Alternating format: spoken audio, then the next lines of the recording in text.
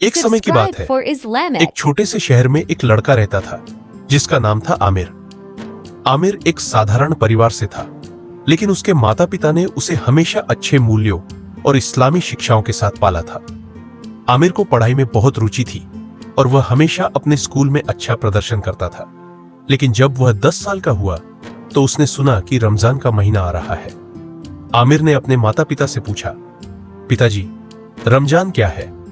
उसके पिता ने मुस्कुराते हुए कहा, रमजान इस्लाम का एक पवित्र महीना है जिसमें हम रोजे रखते हैं और अल्लाह के करीब आने की कोशिश करते हैं। आमिर ने उत्साह से कहा, मैं भी रोजा रखना चाहता हूं। उसके माता पिता ने उसे समझाया कि रोजा रखना आसान नहीं है, लेकिन अगर वह कोशिश करता है तो वह जरूर सफल होगा। आमिर ने अपने पहले रोजे के लिए तैयारी शुरू कर दी। वह अपने माता पिता के साथ सेहरी में उठता, खाना खाता और फिर दिन भर पानी और खाने से दूर रहता। शुरू में आमिर को बहुत मुश्किल होती, लेकिन उसने हार नहीं मानी। एक दिन जब आमिर स्कूल में था तो उसने देखा कि उसके दोस्त खेल रहे थे और खा रहे थे। आमिर को भी भूख लगी थी, लेकिन उसने अपने आप से कहा, मैं रोजा रख रहा हूं, मुझे नहीं खाना है।